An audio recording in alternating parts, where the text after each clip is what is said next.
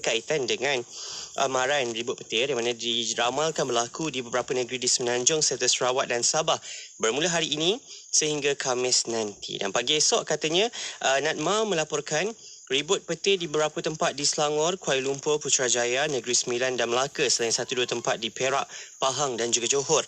Hujan dijangka di 1-2 tempat di Kuching, Serian, Samarahan, Sri Aman, Bitong, Sarike dan juga Muka. Manakala hujan di 1-2 tempat di Tawau dan Sandakan esok pagi. Pada sebelah petang, ribut petir diramal di 1-2 tempat di Kedah, Pulau Pinang, Kelantan, Terengganu, Pahang, Kuala Lumpur, Putrajaya dan Johor serta di kawasan pedalaman Perlis, Perak, Selangor dan Negeri Sembilan. Ribut petir turut dilamar pada sebelah petang di 1-2 tempat di Kuching, Serian, Samarahan, Sri Aman, Bitong, Kapit, Bintulu, Miri dan juga Limbang serta Sarawak serta pedalaman pantai barat dan Sandakan Sabah. Untuk sebelah malam esok katanya ribut petir dijangka di 1-2 tempat di Kelantan, Terengganu dan Pahang dan hujan di 1-2 tempat di Kedah dan Perak. Dan kita doakan keselamatan buat saudara-saudara kita juga yang kabarnya hari ini berlaku banjir kilat di Johor Bahru. Kita doakan keselamatan semuanya. Semoga dipermudahkan urusan anda, diberikan kesabaran dan juga diberikan jalan-jalan keluar atas setiap permasalahan yang anda lalui saat ini, insyaAllah. Okay? Selepas ini Bicara Adab kita menyusul jam 9 dekat Facebook, dekat YouTube dan di Radio IKIM pastinya. Inspirasi Inforia Islami. Teruskan hiburan bersama kami, Fazli Fariz, Naim Helmi dan Malik Suhaimi, Pelita.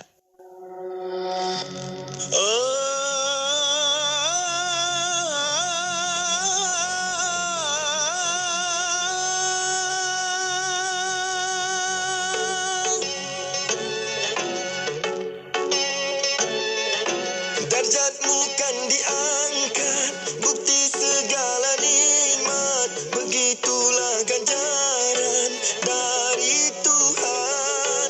Membentuk peribadi, luhurnya sanubari, agar sucinya jiwa dari muda. Ilmu, akal laksana mata, lihat cahaya sempurna. Pelita ilmu menjaga nafsu dari dibelenggu jiwa yang lesu. Pelita ilmu menjaga kalbu menjadi temanku saat ku perlu.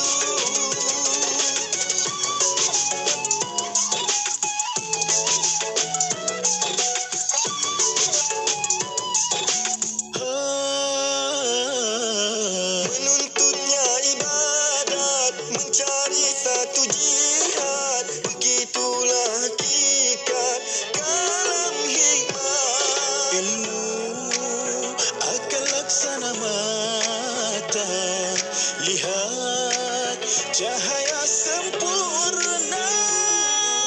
Pelita ilmu menjaga nafsu dari dibelenggu jiwa yang lesu.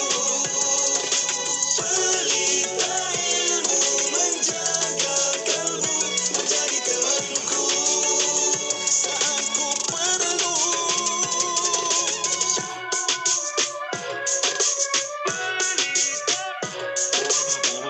Dari dibelenggu santapan ilmu, penunjuk jalan jadi amalan, penguat iman. Pelita ilmu menjaga nafsu dari dibelenggu jiwa yang lesu. Pelita ilmu menjaga kalbu menjadi temanku saat ku perlu.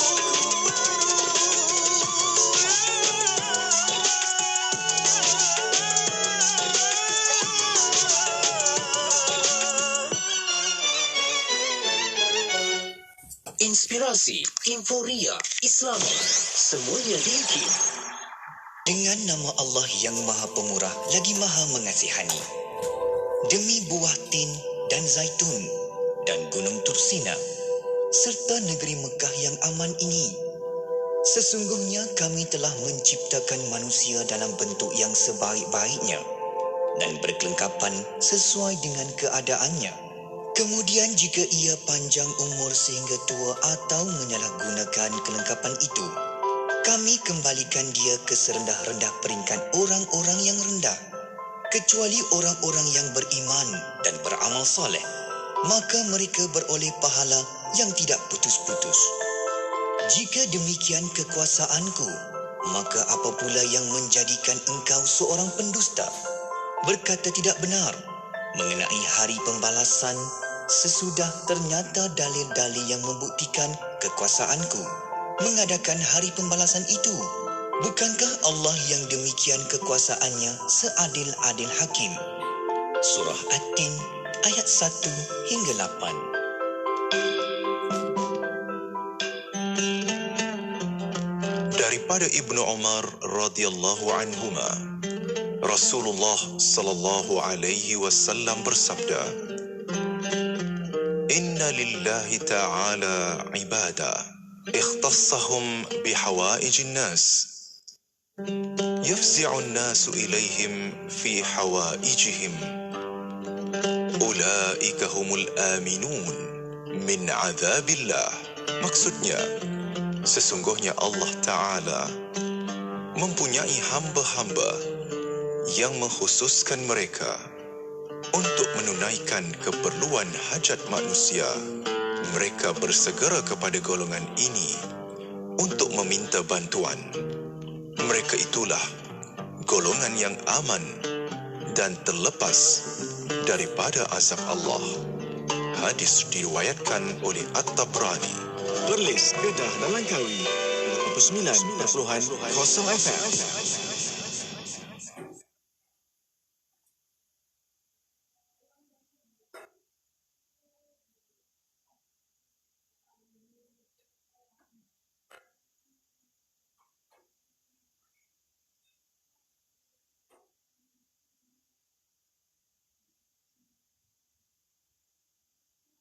Terus dia pastinya di IKIM Inspirasi Inforia Islami. Bismillahirrahmanirrahim. Assalamualaikum warahmatullahi wabarakatuh. Selamat malam semuanya.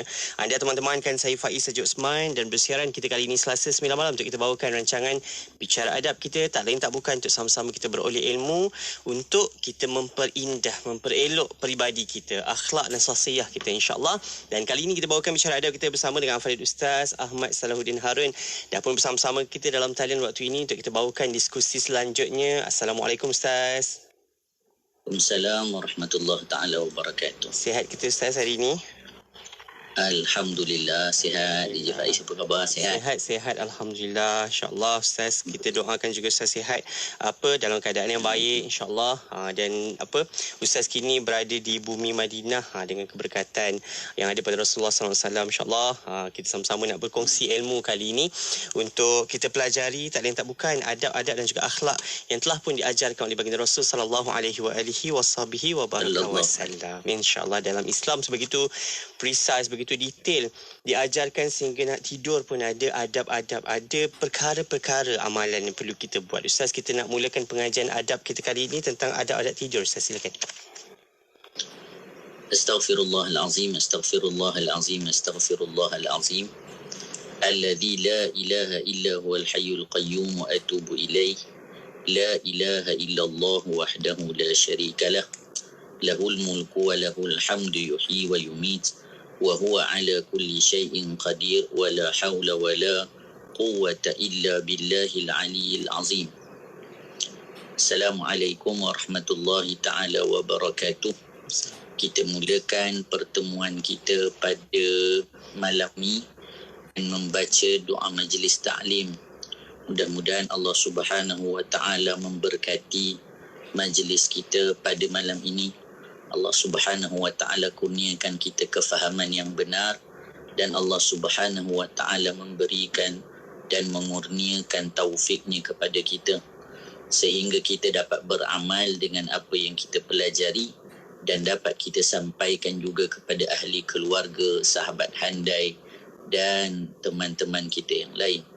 Bismillahirrahmanirrahim. Allahumma inna nuqaddimu ilaika baina aydina كل نفس ولمحة ولحظة وخطرة وطرفة يطرف بها أهل السماوات وأهل الأرض وكل شيء هو كائن في علمك أو قد كان نقدم إليك بين أيدينا ذلك كله اللهم ربنا آتنا من لدنك رحمة وعلمنا من لدنك علما سبحانك لا علم لنا إلا ما علمتنا إنك أنت العليم الحكيم بسم الله الرحمن الرحيم نوينا التعلم والتعليم والتذكر والتذكير والنفع والانتفاع والإفادة والاستفادة والحث على التمسك بكتاب الله العزيز وسنة رسوله والدعاء إلى الهدى والدلالة على الخير ابتغاء وجه الله تعالى ورضائه وقربه وثوابه سبحانه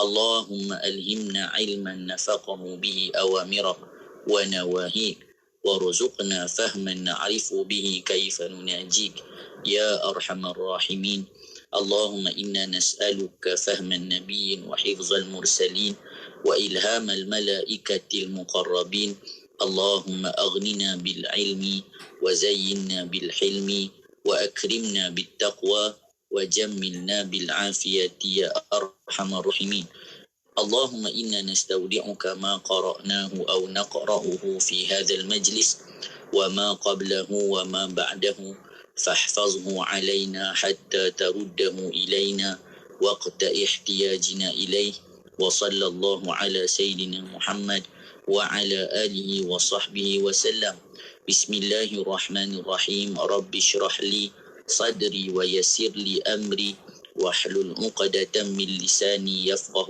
قولي وسدد ألسنتنا واهد قلوبنا وافعل كذلك بأحبابنا أبدا وارزقنا كمال فتوح العارفين والفقه في الدارين مع كمال الإخلاص والصدق واليقين والعافية والغنى والنصر والحفظ والنفع والانتفاع وخيرات الدارين وعلوم الأولين والآخرين وصلى الله على سيدنا محمد وعلى آله وصحبه وسلم والحمد لله رب العالمين بسم الله الرحمن الرحيم الحمد لله والصلاة والسلام على سيدنا رسول الله وعلى آله وصحبه ومن والاه أما بعد yang dimuliakan DJ Faiz Haji Osman hafizahullahu ta'ala wa matta'ahu bisihatin wa afiyah.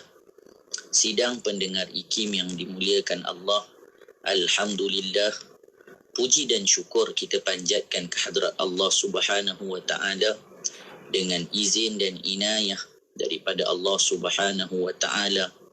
Pada malam ini kita dapat bertemu lagi dalam siri pengajian mingguan kita di dalam memperbahaskan kitab yang sangat barakah, kitab Bidayatul Hidayah karangan Hujjatul Islam Al-Imam Al-Ghazali rahimahullahu ta'ala.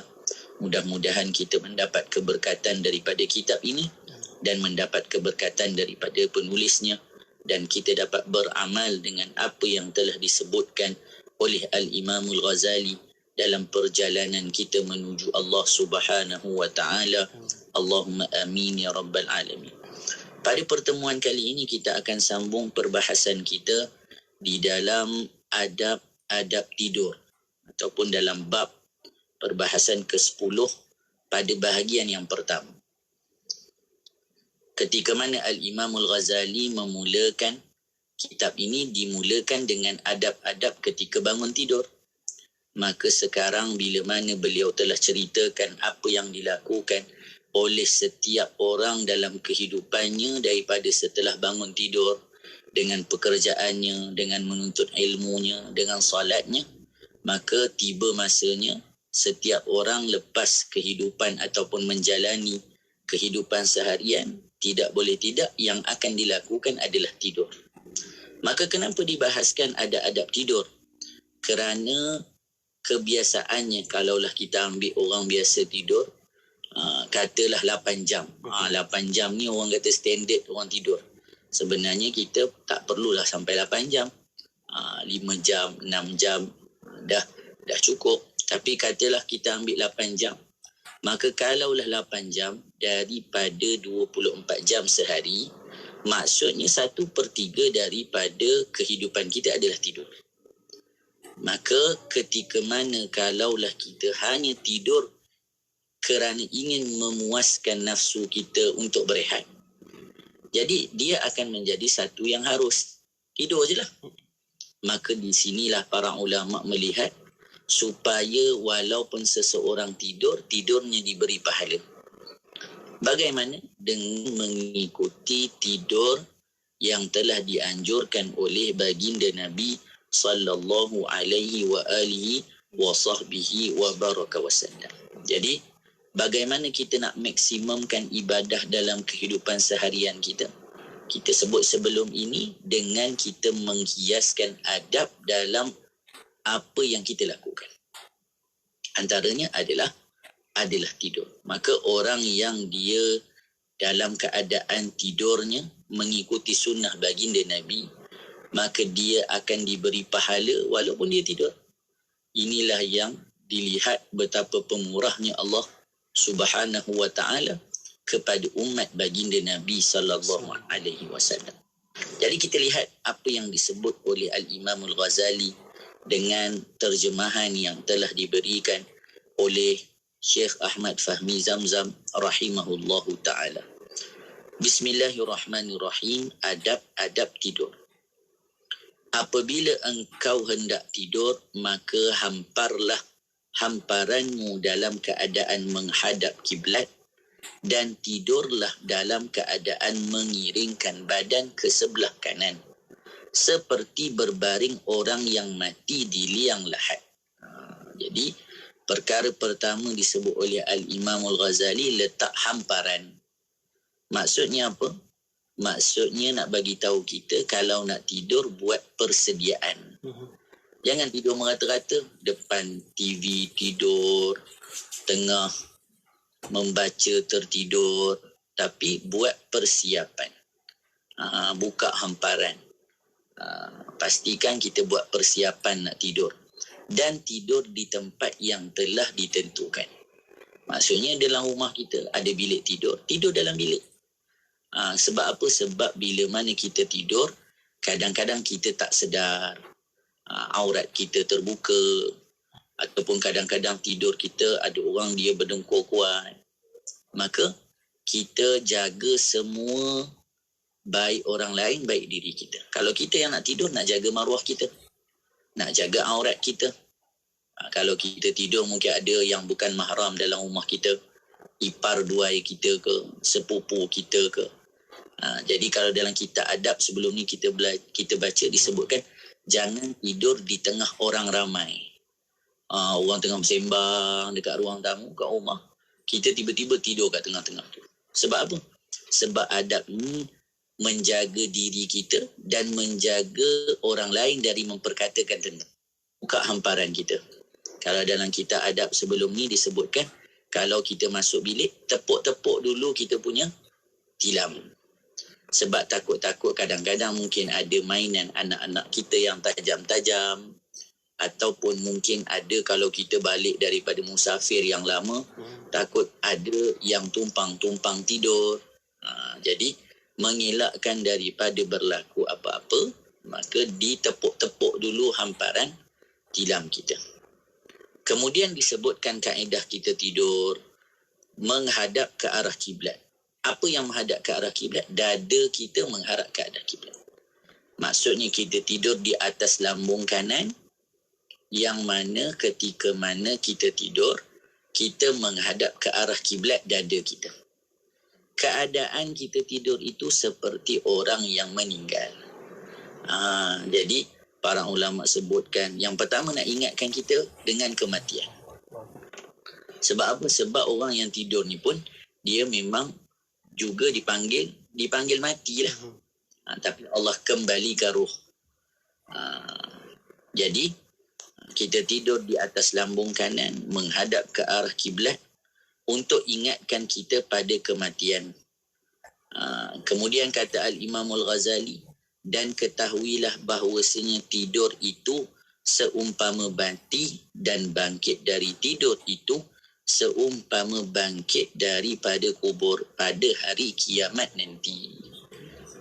Itu yang bila kita bangun tidur, kita syukur pada Allah. Tengok tangan boleh bergerak, mata nampak, mulut boleh bicara, kerana dikembalikan roh kita setelah mana roh kita itu Allah Subhanahu wa taala biarkan ketika kita tidur.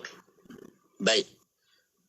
Allahumma salli ala sayyidina Muhammad. Jadi kaedahnya adalah kita tidur dalam keadaan di tempat yang ditentukan. Menghadap ke arah kiblat dada kita. Dalam sebahagian kitab lagi sebut, kita letak tangan kita di bawah pipi pada permulaan tidur. Letak tangan kita di bawah pipi pada permulaan tidur. Ingatkan kita pada kematian. Kemudian disebutkan tidur dalam kaedah begini senang terjaga. Jadi supaya kita mudah nak bangun malam. Kalau tidur terlentang, airconnya kuat, selimutnya tebal, ini nikmat dunia lah kita panggil. Jadi bila mana kita tidur di atas lambung kanan, mudah untuk kita terjaga. Kemudian disebutkan lagi apa? Siapa tahu barangkali rohmu dicabut oleh Allah Subhanahu wa taala ketika engkau tidur pada suatu malam. Siapa pun tak boleh janji kalau dia tidur dia akan bangun. Maka persediaan tidur itu perlu dibuat. Baca doa, kemudian menyatakan iman kita kepada Allah dan Rasulnya. Kita baca dulu di Faiz dalam kitab adab, doa tidur saja sebenarnya panjang. Bukan hanya Bismikallahumma ahya wa amut. Itu hanya sebahagian daripada doa tidur yang dianjurkan untuk kita baca. Jadi buat persiapan untuk kita mungkin saja bertemu dengan Allah. Sebab tu nak tidur tu kena bersedia. Kalau mungkin kita boleh tambah dekat sini, tak disebutkan, dianjurkan kalau kita nak tidur agar kita berwudu. Setiap kali nak tidur berwudu. Sebab apa? Sebab biarlah kalau kita bertemu dengan Allah dalam keadaan kita suci. Maka ini orang-orang yang bijaksana. Fikir bagaimana keadaannya nanti ketika bertemu dengan Allah. Bahkan dalam hadis ada disebutkan orang yang mengambil wudu sebelum dia tidur, tidaklah dia berbalik daripada tidurnya, bergerak, melainkan malaikat mendoakan keampunan untuk dirinya. Ini yang kita sebut tadi. Seseorang kalau dia menjaga adab-adab tidur sahaja, dia telah syok-syok tidur, kemudian kita bergerak-gerak, didoakan kita pula oleh malaikat. Jadi sebab itu, jaga adab kita ketika mana dalam kehidupan. Kemudian kata Al-Imam Al-Ghazali rahimahullahu ta'ala, oleh kerana itu bersedialah engkau untuk menemui Tuhanmu dengan engkau tidur dalam keadaan suci dan wasiatmu ada tersimpan di bawah bantalmu. Ini penting. Jadi ini antara perkara yang jarang kita ambil perhatian. Al-Imam Al-Ghazali menyebutkan tidur dalam keadaan buat persediaan. Tidur dalam keadaan bersuci. Tadi kita sebut berwuduk. Dan kita menulis wasiat. Ini perkara-perkara yang jarang diambil berat. Saya ingat disebut oleh Syed Muhammad Amin. Beliau menyebutkan Sayyidina Abdullah ibn Umar radhiyallahu ta'ala anhuma, beliau tidak tidur malam melainkan wasiatnya ada di sampingnya. Jadi kita pula ni kalau sebut wasiat, kita hanya faham rumah-rumah sewa, kereta-kereta kuda, harta-harta di luar negeri, harta-harta di dalam negeri, itu cerita tiga Abdul. Kan, harta-harta tu. Jadi bukanlah wasiat itu semata-mata harta dunia. Tetapi wasiat yang lebih besar adalah wasiat iman. Wasiat amal. Syed Muhammad Amin bin Idrus, penulis kitab adab yang kita pernah bicarakan, beliau ada sebuah kitab namanya Wasiat untuk Ahli Waris. Dalam kitab tersebut disebutkan tentang apa yang perlu kita wasiatkan. Maksud wasiat di sini adalah wasiat yang pertama, wasiat berkaitan dengan apa yang boleh ahli waris lakukan untuk kita bila kita dah meninggal. Ni yang disebut wasiat yang penting ni. Supaya apa? Kita siapkan bekal untuk kita kalau kita dah tak ada. Antaranya kita tulis apa? Saya memberi izin kepada ahli keluarga ataupun kepada sesiapa sahaja untuk melakukan ibadat umrah, haji dan korban untuk diri saya. Kalau tidak, setiap tahun akan timbul persoalan yang sama. Orang tanya, Ustaz, mak saya dah tak ada, boleh ke saya nak buat korban untuk mak saya? Dalam mazhab Al-Imam Syafi'i, kalaulah tidak diwasiatkan, tak boleh. Maka sebab itu kita katakan, kita sebutkan tadi, bahawasanya orang yang bijak, dia dah siapkan perkara-perkara yang kalau dia meninggal, dia ada jalan untuk dapat pahala lagi untuk anak-anak lakukan. Inilah orang yang bijak. Kemudian dia sebutkan kalau nanti lihat mak dalam keadaan nazak, maka bacakan surah Ar-Ra'du, contohnya. Kerana surah Ar-Ra'du mempermudah roh keluar, buatkan khataman Al-Quran untuk mak dan sebagainya. Jadi ini perkara-perkara yang perlu dipesan. Yang kedua, wasiat kepada ahli keluarga berkaitan apa yang mereka boleh lakukan dalam kehidupan mereka. Kita mungkin masa kita berada ataupun masa kita dah pencen contohnya, kita banyak hadir ke pengajian. Kita diberikan amalan wirid dan zikir, ilmu-ilmu yang dijadikan bekal untuk kita bertemu Allah. Maka tuliskan pula amalan-amalan itu, pesan-pesan itu kepada anak-anak kita. Supaya walaupun kita sudah tiada, mereka juga dapat mengamalkan apa yang telah kita pelajari. Jadi, wasiat ini perlu ditulis. Saya ingat dulu Syed Muhammad Amin sebut apa? Dia kata ada orang dia takut nak tulis wasiat. Sebab kalau tulis wasiat, orang kata ingat nak mati dah.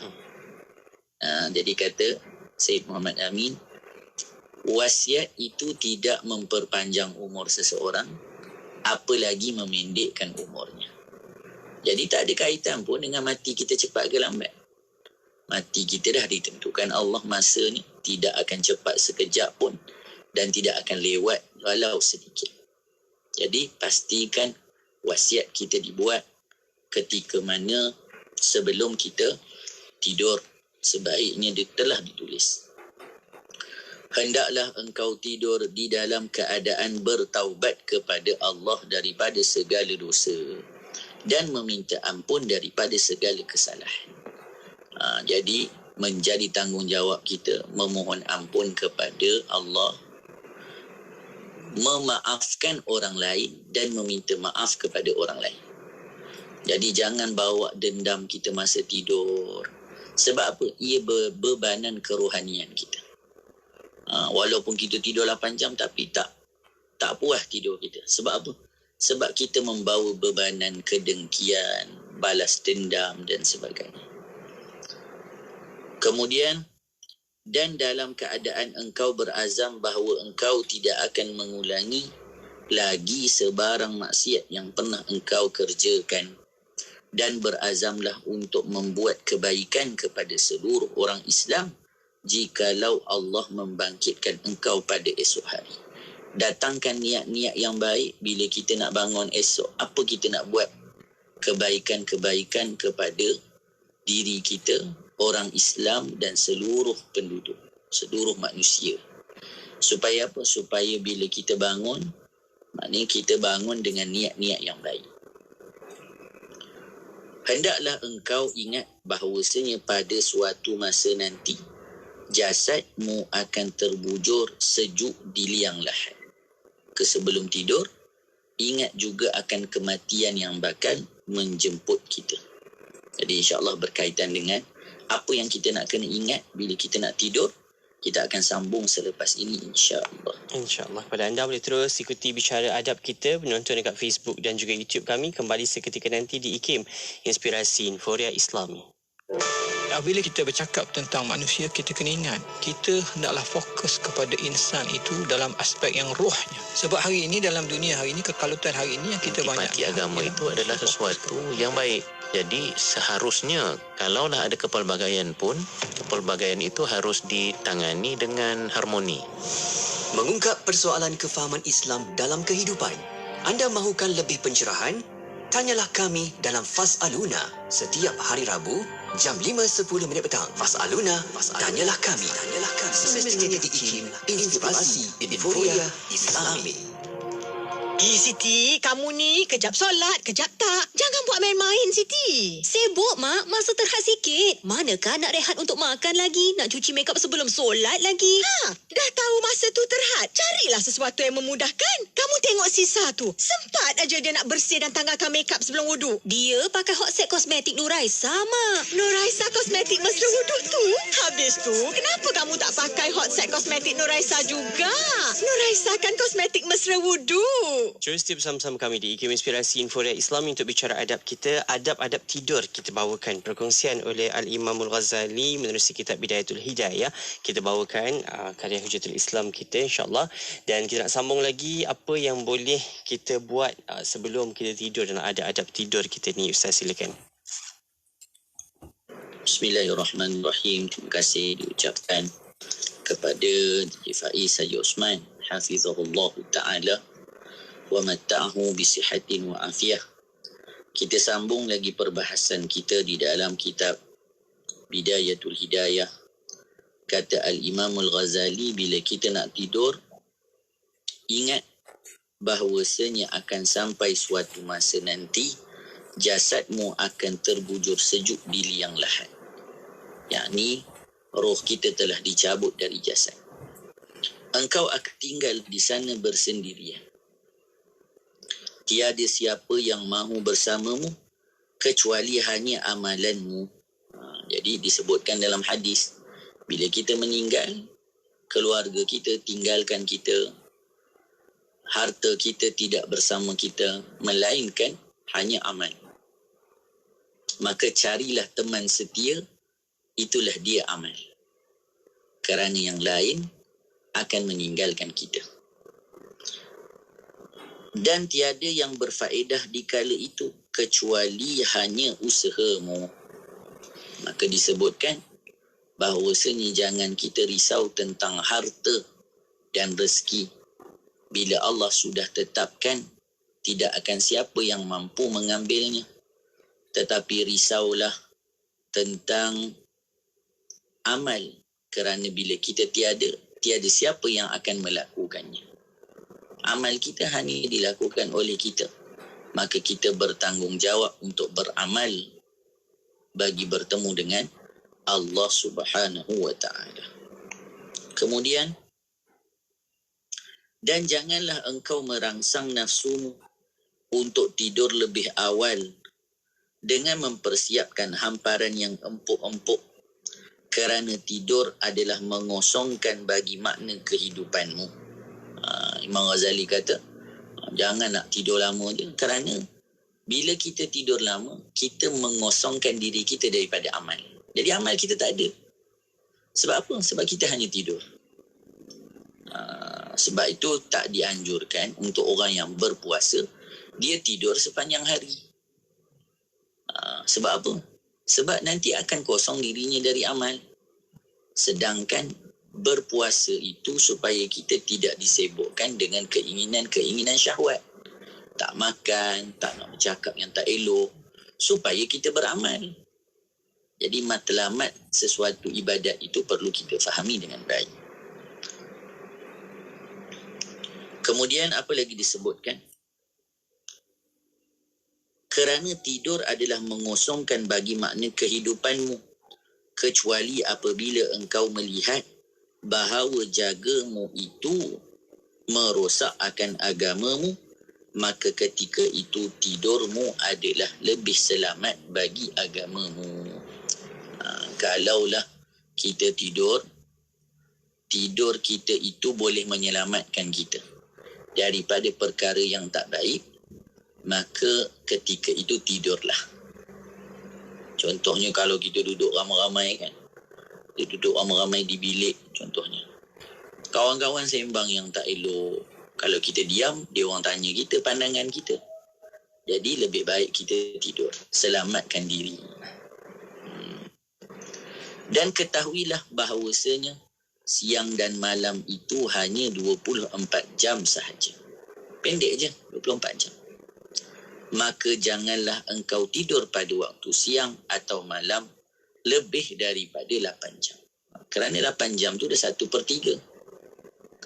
Kerana jikalau engkau berumur 60 tahun, maka memadailah engkau telah mensia-siakan daripada umurmu itu sebanyak 20 tahun. Iaitu 1/3 daripada umurmu.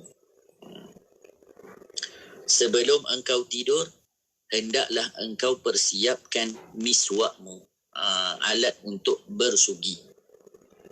Atau juga boleh kita sebut berus gigi pun termasuk.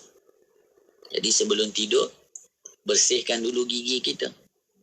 Dan hendaklah engkau siapkan air untuk engkau bersuci. Dan berazamlah ketika hendak tidur untuk engkau bangkit di tengah malam. Jadi sebelum tidur, kita kena niat. Kita kena azam untuk bangun pada malam hari beribadat. Maka para ulama letakkan syarat orang kalau nak bangun awal, nak bangun malam, ada beberapa syarat. Yang pertama, naumun mubakir. Kita dah sebut sebelum ini dalam pertemuan kita tahun lalu. Orang nak bangun malam, syaratnya yang pertama, dia tidur awal. Ni kita tidur lambat, pukul 2 baru tidur, pukul 3 nak bangun. Macam mana? Jadi syaratnya tidur awal. Naumun mubakir. Yang kedua, takhfiful asya. Ringankan makan malam. Ni kita pukul 10 baru keluar pergi makan. Baru nak cari nasi. Baru nak cari yang berat-berat lah. Jadi orang yang nak bangun malam, ringankan makan malamnya. Yang ketiga, tarkul ma'asi fin nahar. Tinggalkan maksiat di siang hari. Ada kalanya kita tidak mampu bangun malam kerana kemaksiatan yang telah kita lakukan di siang hari. Juga ada amalan para ulama yang disebut sebagai mujarrabat. Mujarrabat ni perkara yang telah dicuba dan mujarrab. Kita boleh sebut petua lah. Sebelum kita tidur, baca 4 ayat terakhir surah Al-Kahfi. 107, 108, 109, 110. Baca 4 ayat terakhir, niat untuk kita bangun pada tengah malam. Pukul berapa nak bangun? Pukul 4 contohnya. Maka kita niat nak bangun pukul 4. Cuma selalu kita sebut, jangan bila kita dah niat nak bangun pukul 4, kita terjaga pukul 4, kita kata tak apalah 5 minit lagi, 5 minit. Kita kan suka minta 5 minit. Kita tak tahu minta dengan siapa. Bila minta 5 minit, bangun-bangun pukul 6 lah. Kemudian apa berlaku? Terjadi penyesalan pada kita. Bangun nanti, cakap orang kita, aku dah bangun dah pukul 4 tadi. Tapi itulah. Jadi, kita nak salahkan siapa? Melainkan diri kita sendiri. Kemudian disebutkan lagi apa? Kita kena berazam untuk niat untuk bangun. Jadi, kalau kita tak bangun, kita diberi pahala pada niat kita. Tapi jangan niat je. Niatlah, dapat pahala niat pun okey kita kata. Tapi niat tu dengan azam. Sebab tu disebut berazam. Dia nak buat sungguh. Kemudian, atau sekurang-kurangnya di akhir malam sebelum waktu subuh. Perbendaharaan daripada perbendaharaan kebaikan. Jadi ini selalu dipesan oleh Syekh Fahmi Zamzam rahimahullahu ta'ala. Beliau kata walaupun 2 rakaat. Maknanya kalau kita tak boleh pun sebelum subuh bangunlah sekejap, salat 2 rakaat. Nilainya besar. Apatah lagi kita lawan hawa nafsu kita, keinginan kita. Yang nak tidur, yang nak berehat, yang sedap dalam selimut dan sebagainya.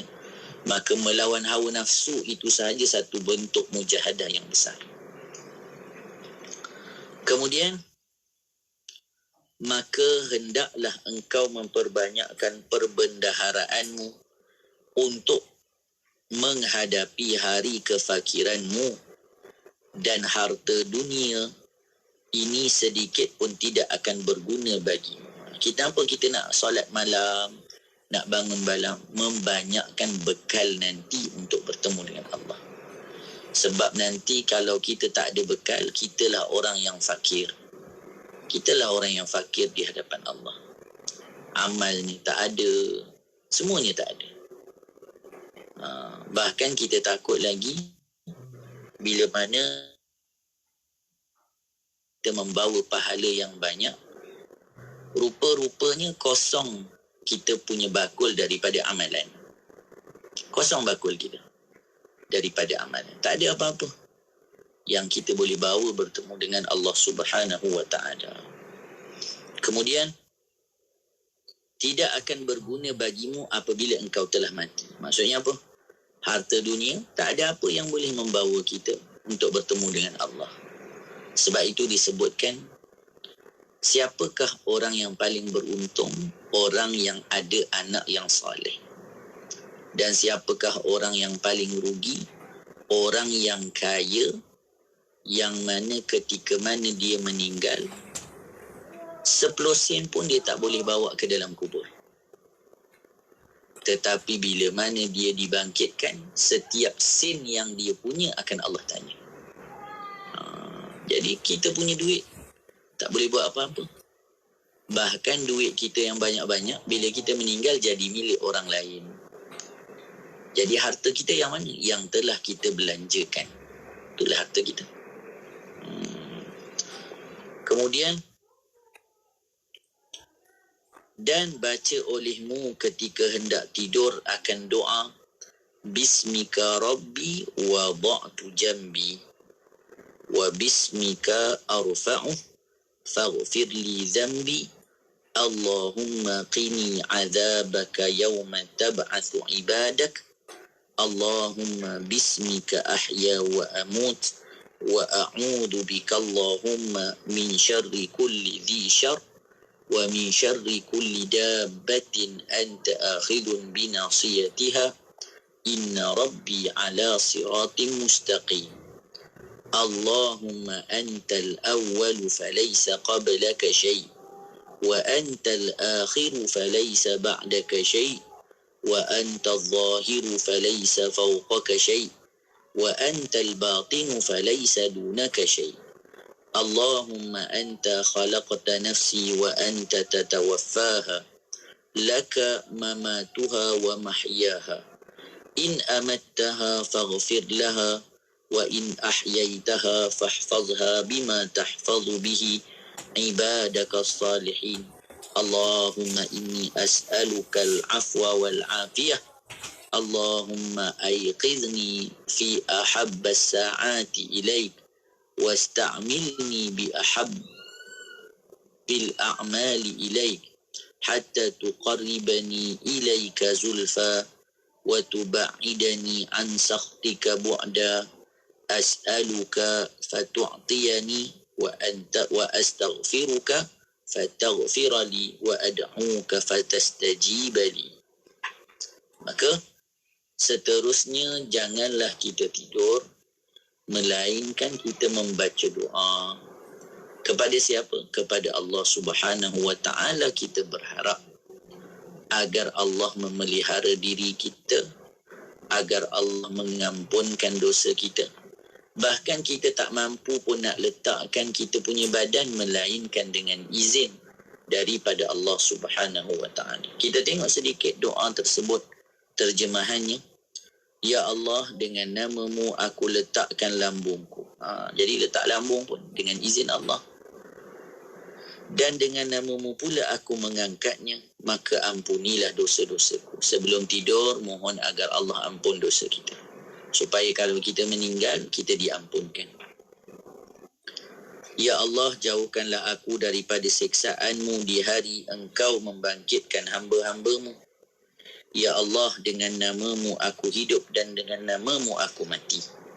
Aku berlindung dengan-Mu daripada kejahatan segala yang mempunyai kejahatan dan daripada kejahatan segala makhluk yang melata di atas muka bumi ini yang Engkau menguasai ubun-ubunnya. Sesungguhnya Tuhanku adalah di atas jalan yang lurus. Ya Allah, Engkaulah yang permulaan, maka tidak ada sesuatu sebelum-Mu, dan Engkaulah yang akhir, maka tidak ada sesuatu selepas-Mu, dan Engkaulah yang zahir, maka tidak ada sesuatu di atas-Mu, dan Engkaulah yang batin, maka tidak ada sesuatu di bawah-Mu. Ya Allah, Engkaulah yang menciptakan diriku, dan Engkau pula yang berkuasa mematikannya, maka terserahlah kepadamu untuk mematikannya atau menghidupkannya. Jikalau Engkau mahu mematikannya, maka ampunkanlah baginya, dan jika Engkau mahu menghidupkannya, maka peliharalah akan dia, seperti Engkau memelihara hamba-hamba-Mu yang saleh. Ya Allah, aku memohon akan Engkau akan kemaafan dan keafiatan. Ya Allah, kejutkanlah aku pada sebaik-baik masa kepadamu dan pergunakanlah diriku pada sebaik-baik amalan di sisimu, sehingga Engkau hampirkan kepada aku kepadamu dan Engkau jauhkan aku daripada kemarahan-Mu. Ya Allah, aku meminta akan Dikau, maka Engkau memberi akan daku. Dan aku meminta ampun akan Dikau, maka Engkau pun mengampuni akan dosa-dosaku. Dan aku berdoa akan Dikau, maka Engkau memperkenankan segala doa. Maka di dalam doa ini kita lihat orang yang nak tidur penuh pengharapannya kepada Allah, terutama keampunan-keampunan yang diharapkan daripada Allah sebelum tidur. Kerana mungkin sahaja tidak lagi seseorang itu bangun daripada tidurnya. InsyaAllah setelah ini kita akan sambung lagi apa yang disebut oleh Al-Imamul Ghazali dengan amalan-amalan yang dianjurkan sebelum seseorang itu tidur. InsyaAllah kepada anda boleh terus ikuti bicara kita, terus berkongsi komen dan juga catatan-catatan pengajian ilmu kita. Kembali selepas ini, jangan ke mana-mana di IKIM Inspirasi Inforia Islami. استمروا معنا في إذاعتكم إذاعة معهد الوعي الإسلامي الماليزي لمبah Kelang 91.5 FM.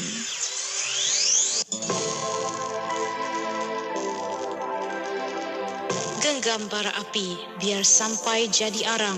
Itulah kata-kata azimat yang amat sinonim dan menjadi pegangan tokoh pejuang bahasa negara Tun Said Nasir Said Ismail.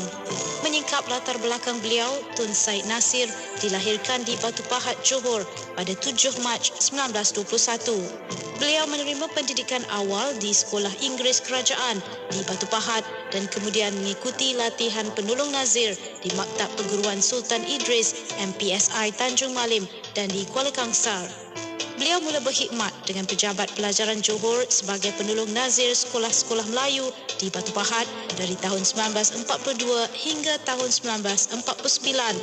Pada 1949 hingga 1955, beliau telah berkhidmat sebagai nazir Sekolah Melayu Negeri Johor dan pada Februari 1956, beliau menyandang jawatan Pegawai Pelajaran Melayu Persekutuan. Pada tahun 1957, beliau berkhidmat sebagai pengarah Dewan Bahasa dan Pustaka DBP.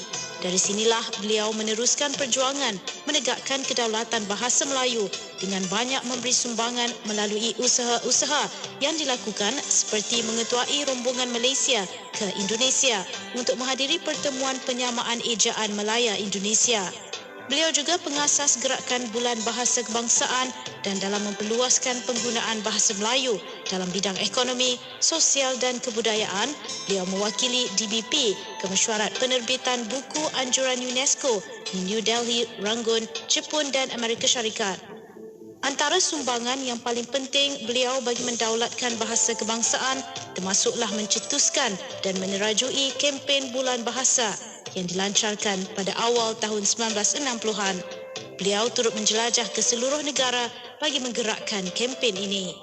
Sebagai tokoh pejuang bahasa kebangsaan, beliau telah dianugerahi ijazah kehormat Doktor Pesuratan oleh Universiti Kebangsaan Malaysia UKM pada bulan Jun 1978. Beliau kembali ke rahmatullah pada 16 Mac 1982.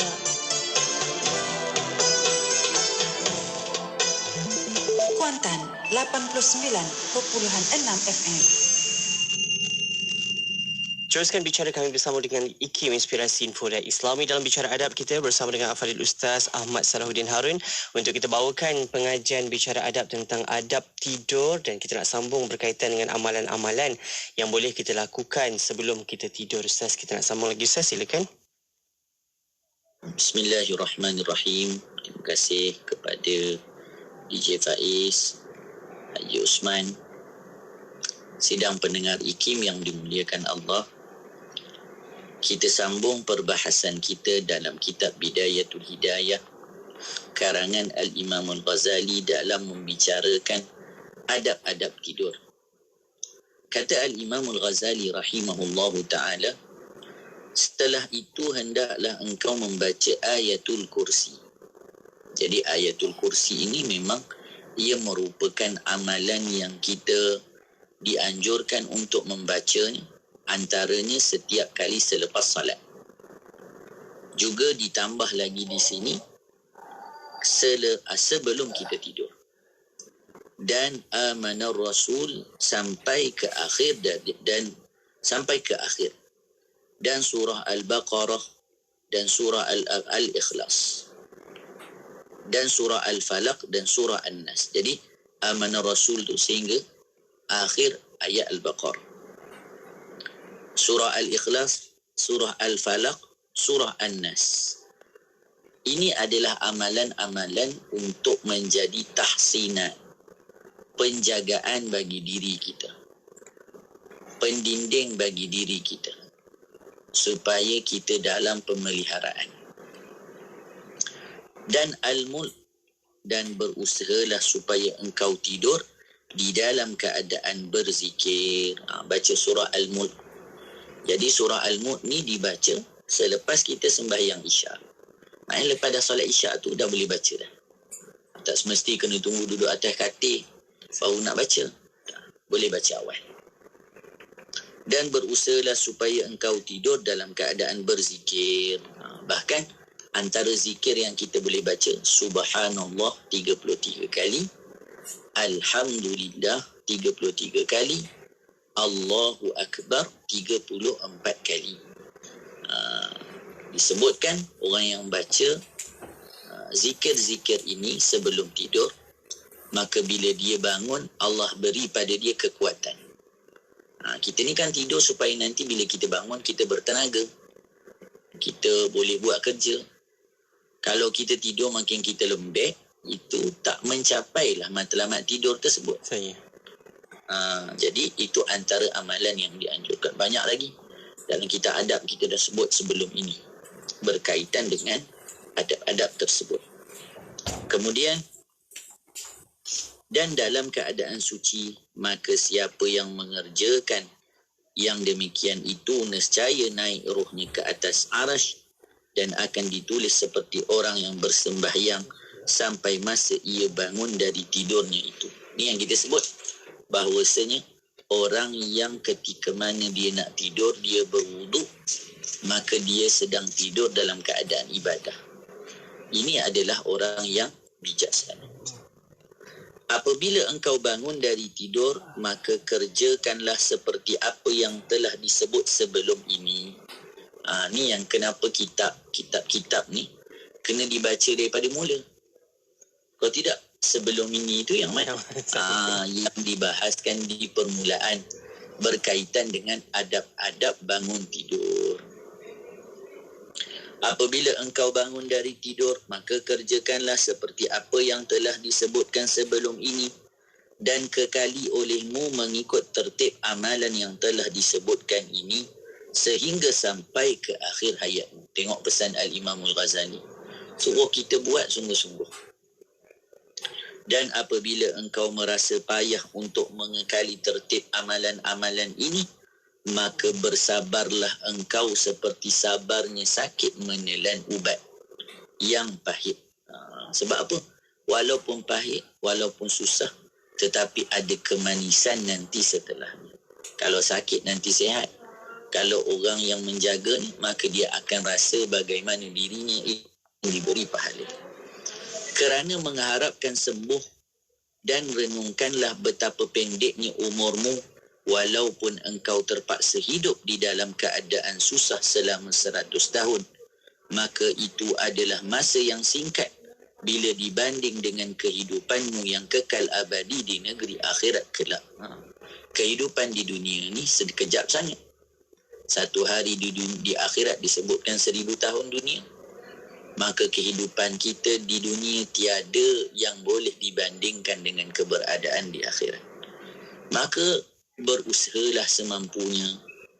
Mujahadahlah dengan bersungguh-sungguh.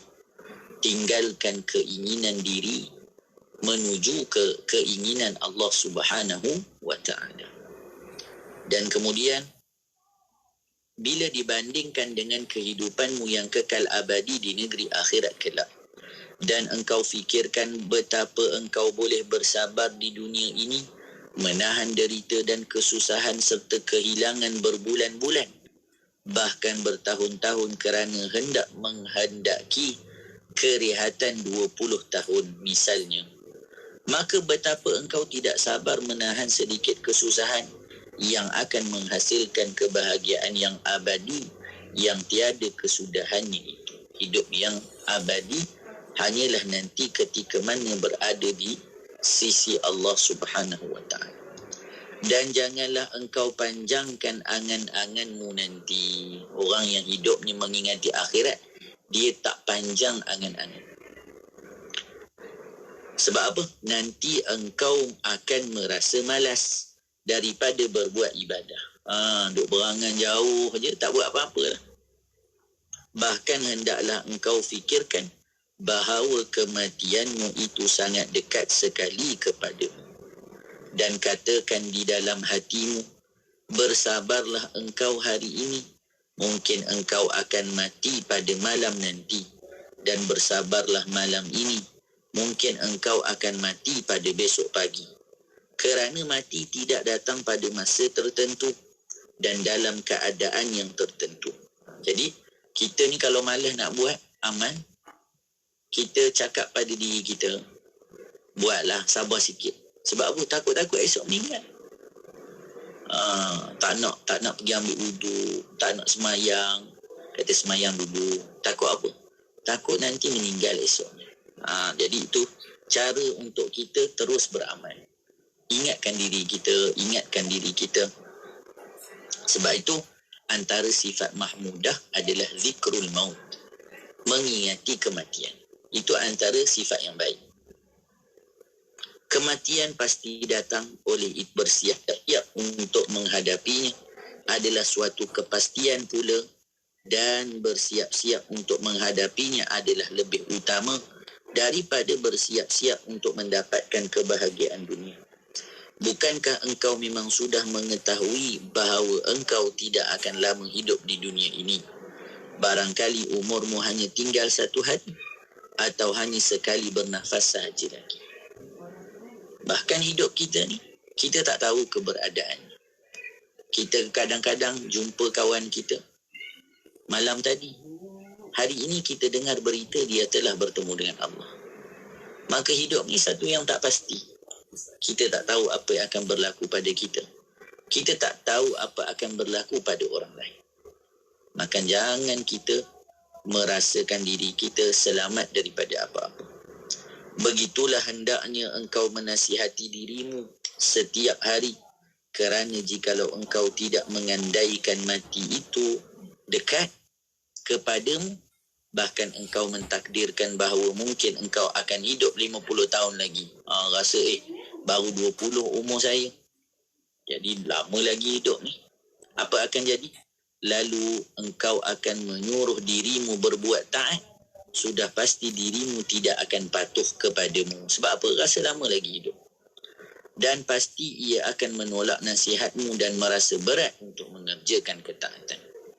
Maka paksakanlah dirimu untuk mengerjakan ketaatan.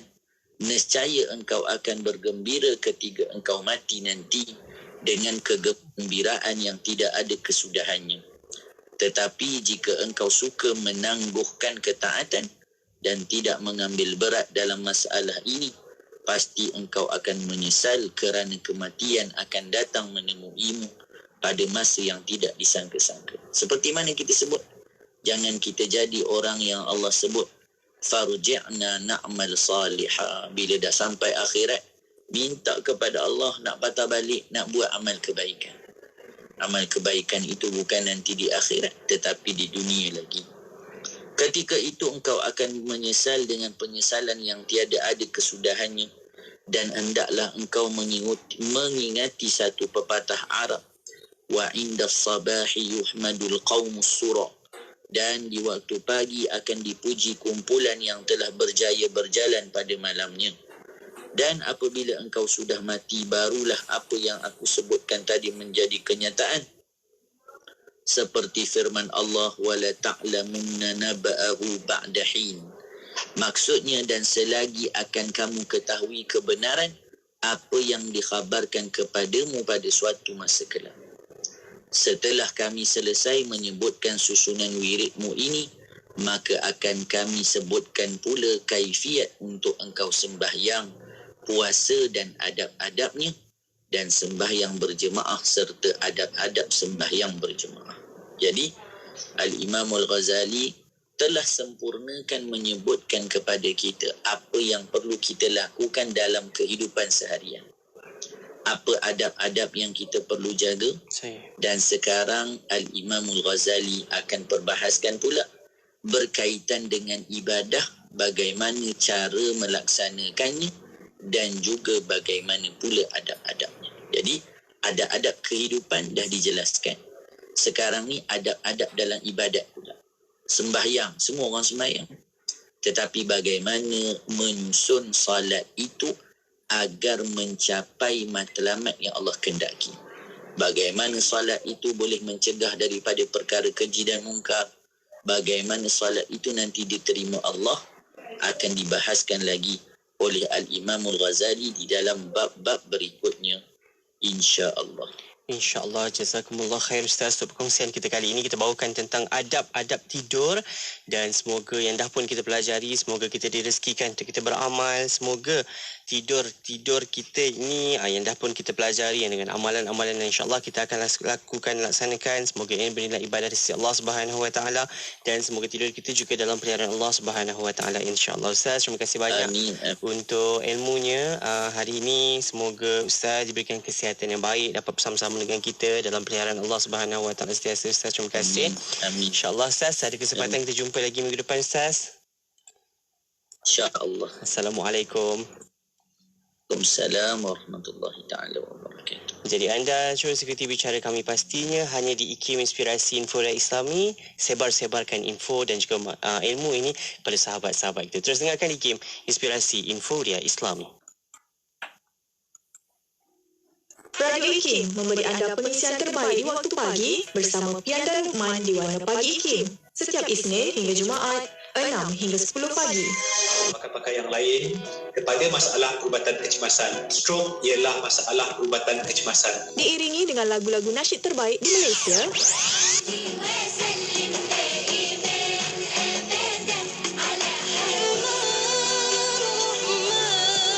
Setia bersama IKIM, Inspirasi Inforia Islami. Inspirasi Inforia Islami. Semuanya di IKIM. Lalu kata Nabi bukan itu maksud dia. Maksud dia adalah orang yang dia sembahyang. Dia sembahyang, tak tinggal apa semua, dia jaga solat dia.